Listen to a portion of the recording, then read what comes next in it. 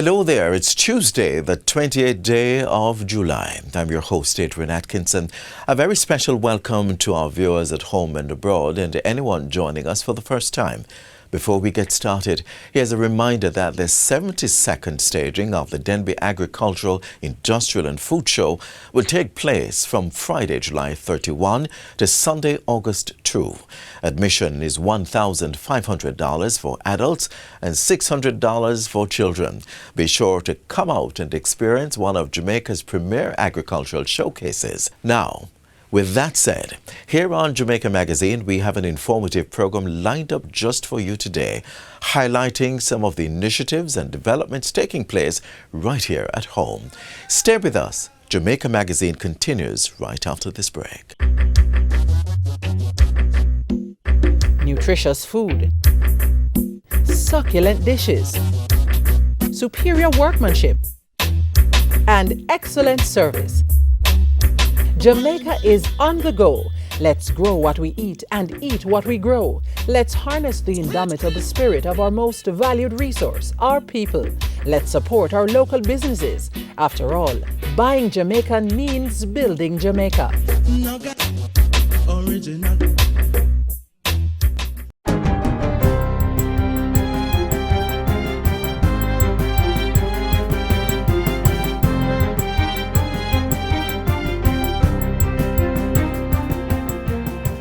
Good day, I'm Theodore Henry, and this is your JIS News for Tuesday, July 28, 2026. Parliament's Economy and Production Committee has begun a comprehensive review of flexible work arrangements. This is part of efforts to improve productivity, strengthen business continuity, and build Jamaica's resilience to future disruptions.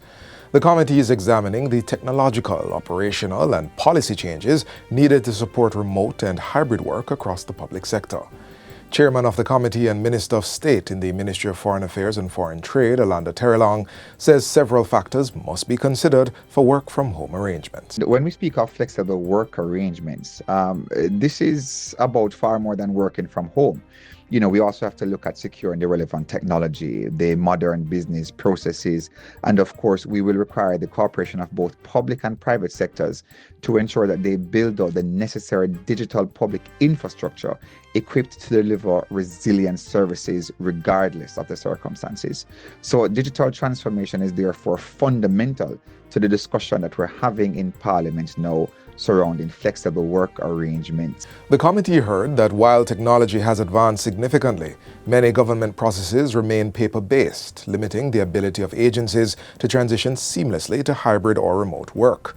Minister Terrelong says digital transformation must become a national priority. For Jamaica to have any competitive economic advantage in this kind of global environment that consistently changes, then it's important for us to accelerate Jamaica's digital transformation. This must become a national priority in order to boost productivity and build national resilience.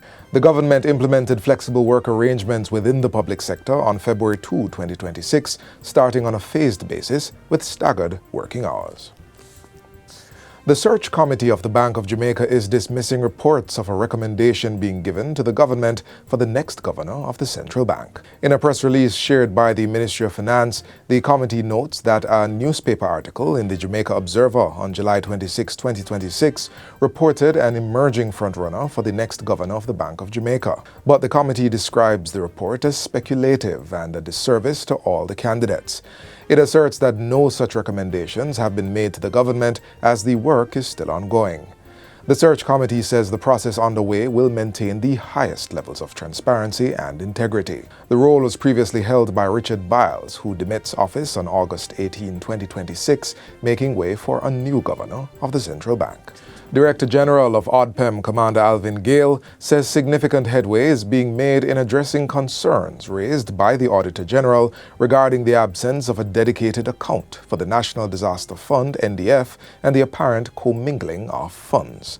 In explaining the matter, the Director General says there are designated accounts for the investment portion of the funds. Where the commingling occurred was that, albeit that the fund had its own account, it was being run out of an operational account here solely dedicated towards NDF cash. A circumstance occurred at the ODPEM in which the the extra funds that we found ourselves from another project had no home, and those monies were held in that account. So the funds aren't being commingled necessarily with usual recurrent or capital funds, just one other project account.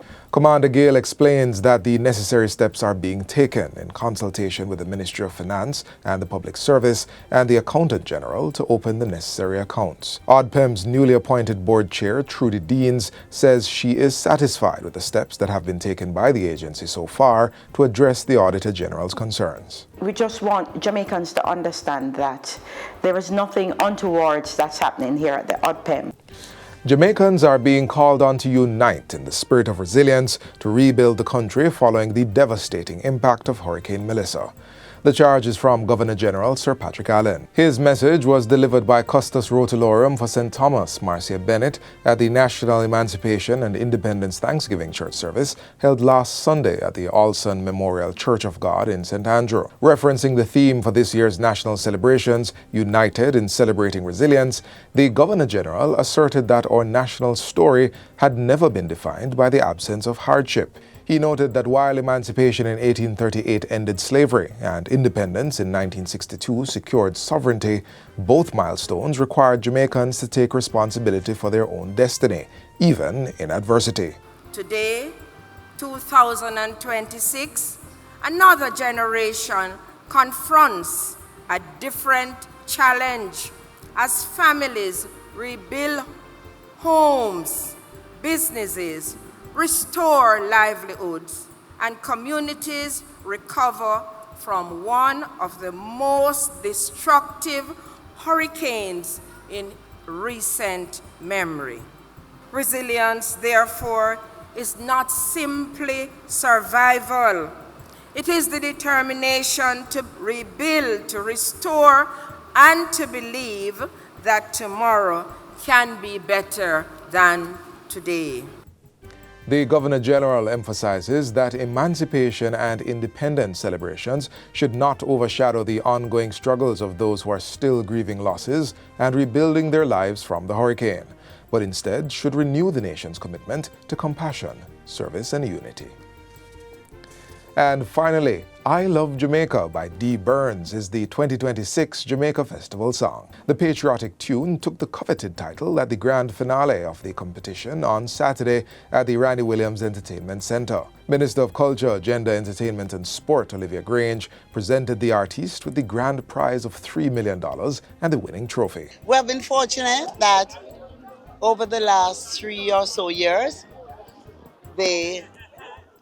all the contestants have been part of an album, and the album has been on the short list for consideration by the Grammys.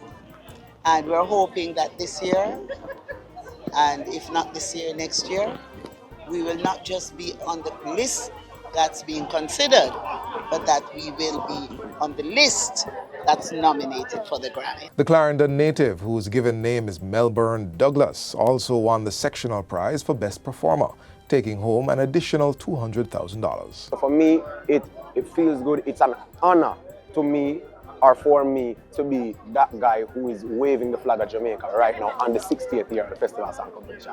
Music educator Evander Levy secured the second spot with his entry, Jamaica School Bingiling, walking away with $600,000.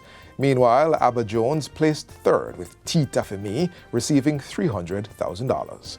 Organized annually by the Culture Ministry through the Jamaica Cultural Development Commission, JCDC, the festival song competition serves as a cornerstone of the national independence festivities leading up to Independence Day on August 6. And that's it for JIS News today. I'm Theodore Henry. Thanks for watching.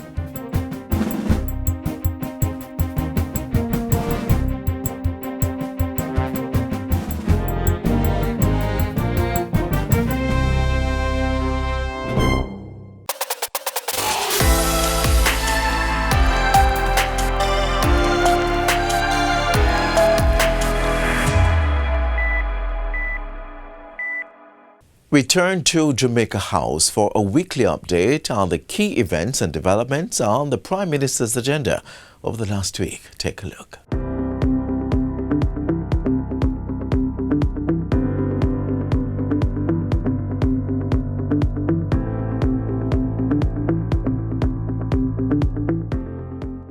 we must as a nation build. It's that vision of the government that is driving the redevelopment of the Kingston waterfront in downtown Kingston. Prime Minister Dr. Andrew Holness witnessed the signing of contracts on Wednesday for the Harbour Walk project's second consultancy, feasibility study, and detailed designs. This phase of the project is being done at a cost of $3.4 million with funding from the government and the Caribbean Development Bank. Prime Minister Holness says the development marks an important step in the renewal of Kingston and the larger work of building a more resilient, inclusive, and prosperous Jamaica. So, in taking on this mammoth project of the Kingston Harbour Walk, it is not our intention to be marginal, incremental, unambitious, safe, cheap. Our generation must embrace infrastructure and build big infrastructure. We must be afraid of building infrastructure. Over the next few months, works to be undertaken under the agreement include shoreline characterization, hydrographic studies, urban development studies, and stakeholder analysis. There will also be environment and social impact assessments, climate risk and vulnerability assessment, engineering investigations, and detailed design works required to bring this project to completion. I want to use this project to open the minds of Jamaicans as to what is possible. The UDC will oversee the 25-kilometer Kingston Harbour Walk that will span downtown Kingston to Port Royal. The Harbour Walk will combine coastal protection infrastructure with public parks, promenades, cycling and walking trails, green spaces, cultural amenities, and recreational facilities. This is the start of Jamaica embracing its natural asset, its valuable asset of the waterfront, making it safe and accessible for the people of Jamaica, becoming a magnet for entertainment, recreation, commerce, but eventually a legacy for all Jamaicans. The Prime Minister says the project will directly impact approximately 16 communities and 32,000 residents, creating long-term benefits for more than 660,000 people across the Kingston metropolitan area. We don't want to build something that the people themselves will not embrace. That's what we want. We don't want to build something that is a white elephant. Nobody goes there. What we want to build is something where people from all over Jamaica and all over the world will come to experience. Still at the Kingston Harbour Walk assignment, Prime Minister Holness said that the development would improve the look and offerings of Jamaica as it bids to host the 2031 FIFA Women's World Cup. This is also to coincide with the redevelopment of the National Stadium. We are hopeful that work will start next year, 2027, and that we could be finished by 2029, 2030, but at least be finished in time to be an effective host, if the bid is accepted. It is only a bid at this moment, but at least we must show the ambition to host. Dr. Holness says if the bid is successful, it will attract thousands of people to the city of Kingston. Further developments are also set to take place along the Windward Road and Sir Florizel Glasspool Boulevard corridor under Phase 2 of the Spark program. So all of that is going to be repaired to the highest standard. We intend to incorporate the cement company. We are going to have to figure out how the crossings across the road are addressed, the cement company, the flour mills, and all the other entities that have to move across the road. The median, how we're going to beautify that, how we're going to treat with it. So we want it to become an iconic, elegant boulevard. Improvement works will also take place on the roadway from the airport roundabout to Port Royal. We are moving with ambition, but with speed and alacrity, to build the infrastructure that will drive the growth and leave a legacy for generations to come. And that's it for Jamaica House Weekly. Be sure to join us next time for more of the news stories coming out of the office of the Prime Minister.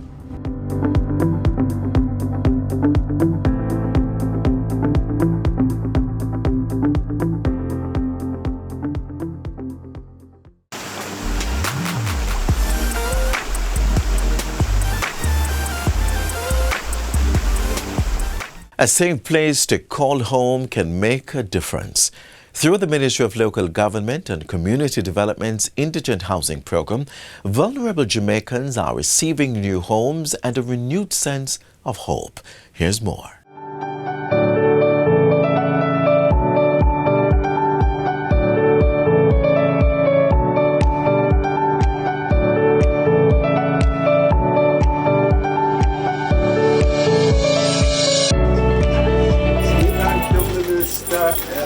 So, start go. One. For many vulnerable Jamaicans, owning a safe and comfortable home feels impossible. But through the Ministry of Local Government and Community Development's Indigent Housing Program, families across the island are receiving a fresh start and renewed hope. Introduced in 2017, the program provides housing solutions for persons living in inadequate conditions, including those affected by fires, floods, and other hardships. Each home is built at no cost to the recipient, providing not only shelter, but dignity, security, and peace of mind. We started from studio units to 1 bedroom, 2 bedroom, 3 bedrooms, and in some cases, we have gone an entirely family unit. Depends on the size of the family. And we have been doing that right across Jamaica, making improvements in the lives of Jamaicans. They are also equipped with modern features, including rainwater harvesting systems and accessibility ramps for persons with disabilities. This is an obligation, this is a responsibility of local government to provide indigent housing solutions through the Poor Relief Department and the various municipalities. The program ensures that assistance reaches vulnerable Jamaicans in communities across the island. For many recipients, receiving the keys to a new home means having a safe and secure place to rebuild their lives. Thank you, sir. Thank you. Thank you very much. In Jesus' name. I never asked him for a house. I said, Mr. Mackenzie, I need some ply and a toilet bowl and lumber and zinc to build a little toilet. In return, Mr. Mackenzie built me a brand new house with toilet and everything on it. Thank you so much to the community for coming out and supporting me and my family. We really appreciate it. Thank you so much to the Poor Relief Department. Thank you so much for the Ministry of Local Government. Thank you so much, everybody. I can't explain how happy I am to be alive, first of all. Because if I wasn't alive, then I would not see this beautiful place. And I thank God for His goodness and His mercies towards us. Applicants must be Jamaican citizens living in inadequate housing conditions and demonstrate a genuine need for support. Household size, income, and living conditions are among the factors considered when determining eligibility. You have to be able to establish some form of land tenureship. Either you own the land or you have access to the use of the land, and that has to be certified by a Justice of the Peace. So you have to have whether a lease agreement in place or rental over a long-term period and certified by a Justice of the Peace that you can live there for a particular number of years. All right, so there's a poor relief department in every parish, mainly located at the municipal corporations. In terms of application, you can just walk in and your information will be gathered there, and after that there'll be a field visit to ascertain the information that you would have provided. Also, persons can refer, let's say it's an elderly person who is not able to come in to one of our offices, they can be referred by community members, family, friends, whoever. After the assessment is done, all that information is submitted to the ministry for another level of verification. And through the Board of Supervisors, the Poor Relief Department is advised of the outcome and contacts the recipients. The house is owned by the recipient 100%. And that's also a legal basis. If it's your land, whatever is on the land also belongs to you. So the houses are 100% owned by the recipients. There's no taking back of the houses. That's not a consideration. It cannot happen. Almost every day there is a genuine request that is coming in for more indigent housing solutions across the country, and we continue. We will be expanding. I want to say thank you to the Ministry of Local Government, the Poor Relief Department, who has been a blessing to me and my children. I want to say thank you to each and everyone who had made this possible. For more information about the Indigent Housing Program, contact the Poor Relief Department at your local municipal corporation office or the Ministry of Local Government and Community Development.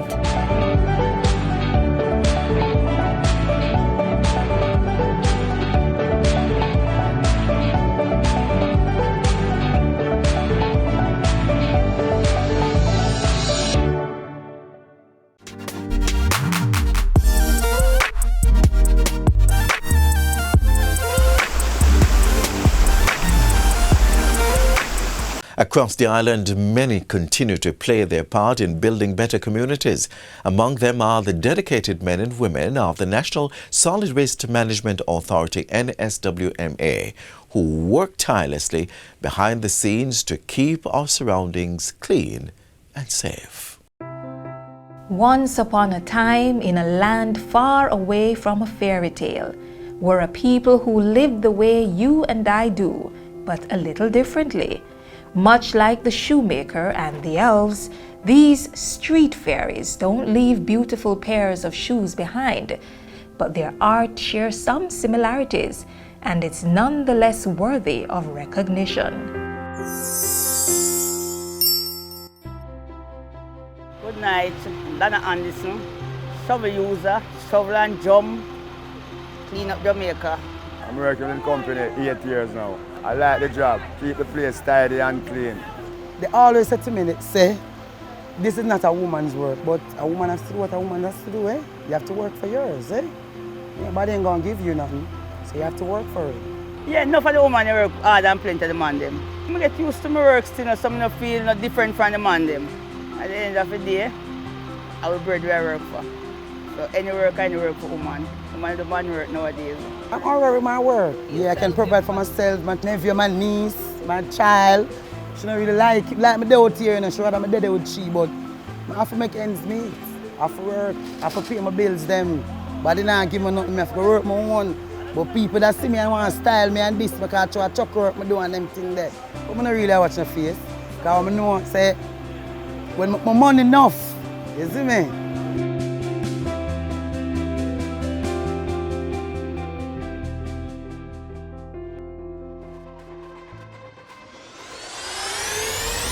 I want to burn fire upon this whole foolishness that people talk from time to time about. If they don't litter, people don't get work. Yeah, that's what them say for my time. But them can do better still. Plenty of them can do better still. Enough of them like we, enough don't like we, because sometimes we have to do with all the truck like all that, so now them don't say, when we move from there, say, they're thinking truck and them things, but we don't care about that. That's our work. When you litter, you waste the resource of your country. You make life more difficult for yourself and your fellow men. And you destroy the aesthetic, the beauty of our country that we boast about so much. We are cleaning up Jamaica. And without cleaning up not Jamaica, wiper, disease and germs are broke out. So everybody who work with solid waste, important people them. All are important. Differently from the sweeper them, we don't like the garbage bag up and we go through it more easier for we. More time we come out and have to wait on the sweeper them like on the just seat right now. We have to wait till the street sweep up, but if it's bag up, it's more easier for we. Just the fact that you are generating solid waste, I ask you to just take some time to package it properly so that it gives us more ease of cleaning. And it also helps the side women. They are human beings too. Their job is already very difficult. Don't make it more difficult for them by giving them extra work to do.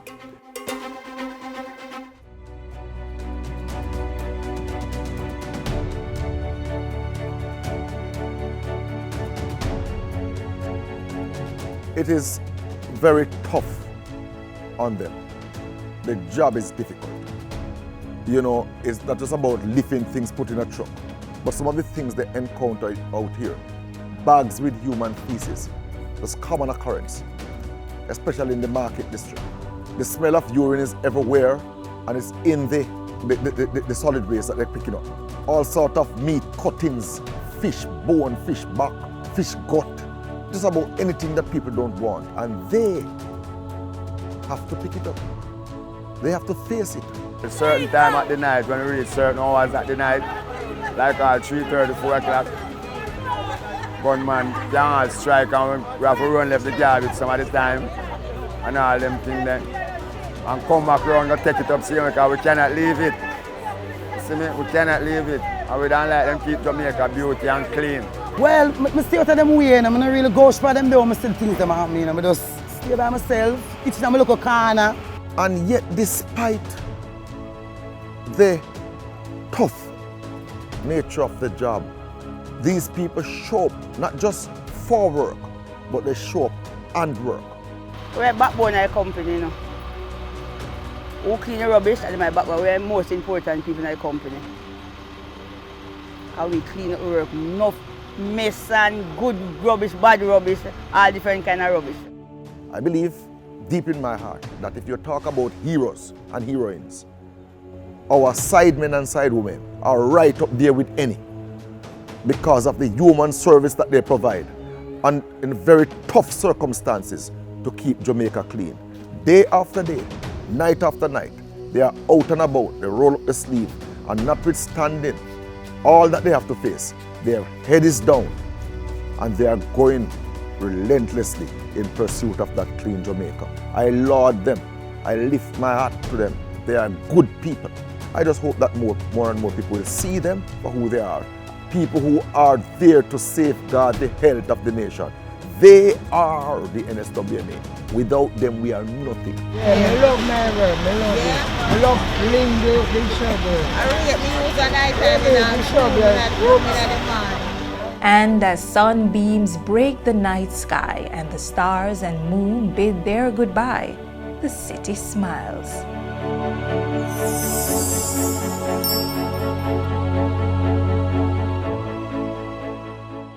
And that's a wrap for today's edition of Jamaica Magazine. Happy birthday to everyone celebrating today and to those marking a special anniversary. We wish you all the very best. If you're visiting Jamaica for the very first time or returning, welcome. Remember to visit our website at jis.gov.jm for more news you can use. On behalf of the entire production team here at the JIS, I'm Adrian Atkinson. Do take care.